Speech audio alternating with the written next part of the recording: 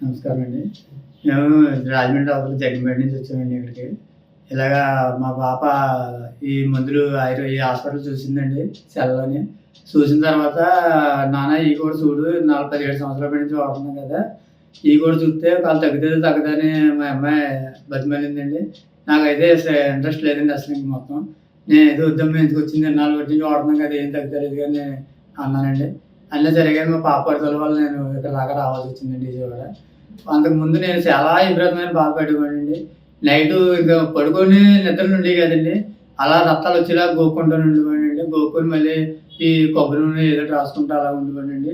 మిగతా మెడిసిన్ ఇచ్చినప్పుడు ఆళ్ళు ఆ మెడిసిన్ రాసుకొని అలా ఉండేవాడినండి.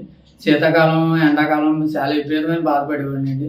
నేను మళ్ళీ ఇంటికొచ్చిన తర్వాత పనిలోంచి ఎళ్ళినా సరే గాని ఇంటికొచ్చిన తర్వాత అంతా గోకులోకి ఇంత పొలుసు కింద వచ్చిందండి అది. చాలా విపరీతమైన బాధపడ్డానండి. నేను మామూలుగా ఇది అవ్వలేదండి. ఇక్కడికొచ్చిన తర్వాత నాకు చాలా క్లియర్‌గా తగ్గి ఎంతో విపరీతంగా నాకు మేలు చేశారని అనిపించింది. ఒళ్ళు మొత్తం శరీరం అంతా కూడా నాకు చాలా ఇదిగా పనిచేసి మొత్తం చేతులు, కాళ్ళు కూడాను. నేను ఎంతో విపరీతంగా నాకు ఎంతో మంచి జరిగిందని అనుకున్నాను. మళ్ళీ జన్మెత్తినట్టు అనిపించింది నాకు. ఇలాగ అందరూ కూడా నమ్ముకోవాలని నేను ఆశిస్తున్నానండి. నమ్మకంతోనే మనకి ఏదైనా సరే గాని ఇదవుతదండి. దాని గురించని నేను ఇక్కడికొచ్చి మా పాప వెళ్దామనే సరే గాని నేను అస్సలు వినిపించుకోలేదండి. మా పాప మాట విని నేను ఇక్కడ దాకొచ్చి నాకు ఇలా మేలు చేసుకున్నానండి. ధన్యవాదాలు.